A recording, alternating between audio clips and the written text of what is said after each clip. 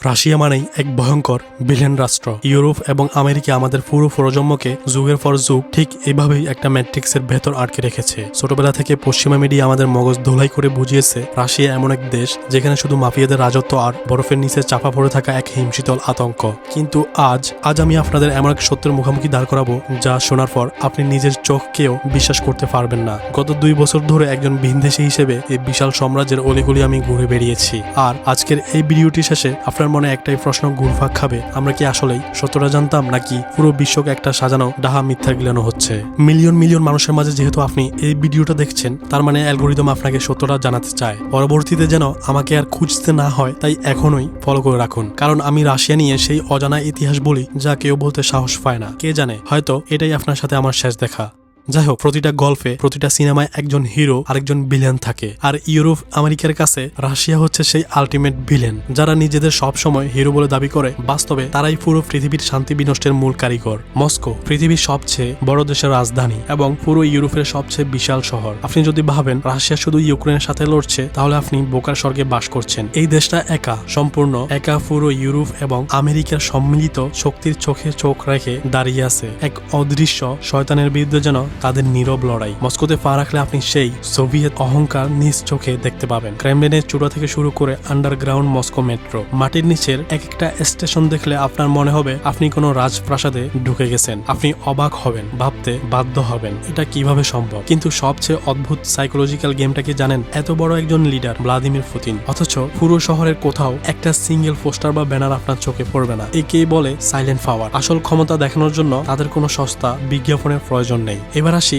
Saint পিটার্সবার্গে। অনেকেই একে উত্তরের ভেনিস বলে, কিন্তু আমি বলি ভেনিসের এর কাছে কোনো পাত্তাই নেই। জলাশয়ের উপর গড়ে ওঠা এই শহরে এলে আপনি নিখাত সেন্ট্রাল ইউরোপের ভাইব পাবেন। 2025-এর ডিসেম্বরের সেই হাড় কাঁপানো শীতে যখন আমি ইউরোপের সবচেয়ে উঁচু বিল্ডিং লাক্তা টাওয়ারের সামনে গিয়ে দাঁড়ালাম, আমার শুধু একটাই কথাই মনে হচ্ছিল, এই আধুনিক স্থাপত্য আর আভিজাত্য কেন সারা পৃথিবীর মানুষের কাছ থেকে লুকিয়ে রাখা হয়েছে? এর উত্তর আজও আমার অজানা। আর আপনারা যারা পাহাড় দেখার জন্য সুইজারল্যান্ড যাওয়ার হাইফ তোলেন, তাদের জন্য আমার সত্যিই করুণা হয়। 2025-এর আগস্ট মাসের এক ক্লান্তিকর 26 ঘন্টার ট্রেন জার্নি শেষে যখন আমি সোচির ক্রাসনায়া, পোলিয়ানা এবং 2014 সালের অলিম্পিক ভিলেজে পা রাখলাম, আমার মনে হলো আমি অন্য কোনো গ্রহে চলে এসেছি। এক পাশে ব্ল্যাক সির নীল জলরাশি, আর অন্য পাশে খাড়া গিরিখাত আর বিশাল পর্বতমালা। পশ্চিমারা আফগানিস্তান বা ইরানকে যেমন জঙ্গি বানিয়ে রেখেছে, ঠিক একইভাবে রাশিয়াকে বানিয়েছে উগ্র ভিলেন, যাতে ইন্টারন্যাশনাল টুরিস্ট ভয় এদিকে না আসে। আর এই পলিটিক্যাল প্রোপাগান্ডার সুযোগেই রাশিয়ার রোজা খুতরের মতো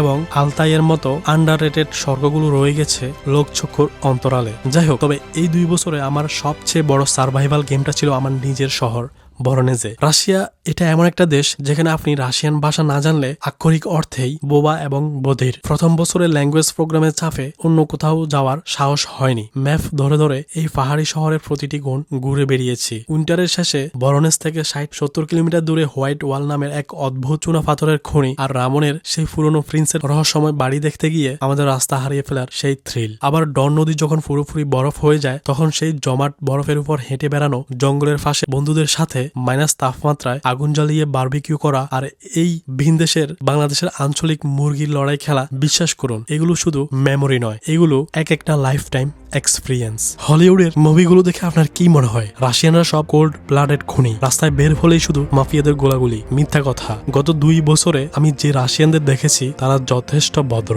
আমাদের মতো কথায় কথায় রাস্তায় জটলা ফাঁকিয়ে হুড়ুহুড়ি বা উচ্ছৃঙ্খল মারামারি করার মানসিকতা এদের নেই। হ্যাঁ, হাতের 5 আঙ্গুল সমান নয়, ভালো মন্দের মিশ্রণ সব জায়গাতেই আছে। কিন্তু এখানকার নিরাপত্তা আপনাকে এমন এক সত্যের মুখোমুখি দাঁড় করাবে যা মেনে নেওয়াটা আপনার জন্য হয়তো কষ্টকর হতে পারে। আপনার লজিক বা মতামত আমার সাথে নাও মিলতে পারে, কিন্তু একটা তিতা সত্য কথা বলি, এখানে সকালবেলা আপনি সেফলি বাড়ি থেকে বের হলেন, আর রাস্তায় হঠাৎ কোনো ব্রিজের রিং বা গার্ডার খসে পড়ে আপনি মারা গেলেন, এমনটা হবে না। এখানে রাতের আধারে কেউ আপনাকে কিডন্যাপ করে গুম করে ফেলবে না। আর সবচেয়ে ভয়ঙ্কর সত্যটা হলো, আপনার আদরের ছোট্ট মেয়েটিকে কেউ ধর্ষণ করে হাত পা আলাদা করে ডাস্টবিনে ফেলে রাখবে না। শুনতে খারাপ লাগলেও এটাই বাস্তবতা। আপনি যদি নিরাপত্তার কথা বলেন, তবে বুক ঠুকে বলতে পারি রাশিয়া এমন এক দেশ যেখানে আপনি দিনের আলো থেকে রাতের আধার পর্যন্ত নির্দ্বিধায় নির্ভয়ে বসবাস করতে পারবেন। অন্তত আমাদের বাংলাদেশের বর্তমান প্রেক্ষাপট থেকে আপনি এখানে হাজার গুণ বেশি শান্তিতে এবং নিরাপদে থাকবেন। এই দেশে টিকে থাকতে হলে আপনাকে কিছু অলিখিত নিয়ম মানতেই হবে। সবচেয়ে বড় রুলস, আপনার অ্যাটিটিউড এবং ভাষা। আপনার ড্রেস আপ যদি স্মার্ট হয়, সাথে ভ্যালিড ডকুমেন্ট থাকে, পুলিশ আপনাকে সুইও দেখবে না। কিন্তু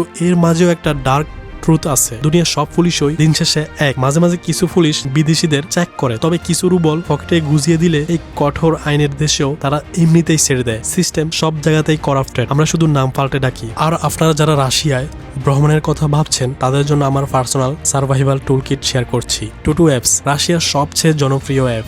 এটার মাধ্যমে air ticket, hostel, hotel, train, bus সব বুকিং করতে পারবেন নিমিষেই। তবে মনে রাখবেন, বাস বা ট্রেন যেটাতেই হোক পাসপোর্ট চেক হবেই। ইয়ান্ডেক্স ম্যাপ, গুগল ম্যাপ এখানে অকেজো। ট্যাক্সি অর্ডার করা থেকে শুরু করে সিটির কোন বাস কোন দিকে যায় সবকিছু ডিরেকশন পাবেন এখানেই। আর সবচেয়ে ম্যান্ডেটরি ডকুমেন্টস হচ্ছে রাস্তায় বের হলে সবসময় পাসপোর্ট, রেজিস্ট্রেশন পেপার আর ইমিগ্রেশন কার্ড সাথে রাখা বাধ্যতামূলক। এগুলো পকেটে থাকলে রাশিয়ার যেখানেই যান কেউ আপনাকে কিছুই বলবে না। যাই হোক, দেখতে দেখতে 2025 সালটা শেষ হয়ে গেল। আমার সমস্ত ডিভাইসের স্টোরেজ একেবারেই ফুল। তাই ভাবলাম সব ডিলিট করার আগে আমার এই আনফিল্টার্ড 2025 ইয়ার রিভিউটা আপনাদের সাথে শেয়ার করি। এবার আপনিই বলুন রাশিয়া নিয়ে আপনার মতামত কি। হয়তো আর সেন্ট পিটার্সবার্গ বা সোচি যাওয়া হবে না, কিন্তু রাশিয়ার বিখ্যাত বৈকাল লেকের রহস্যময় সৌন্দর্য কিংবা পৃথিবীর সবচেয়ে বড় ট্রান্স সাইবেরিয়ার 7 দিনের সেই রোমাঞ্চকর ট্রেন জার্নি যদি মিস করতে না চান তবে এখনই ফলো করুন, কারণ গতানুগতিক ট্রাভেলের বাইরে এমন হার্ড কোর সিনেমাটিক ডকুমেন্টারি সামনে আরো আসছে। 2026-এ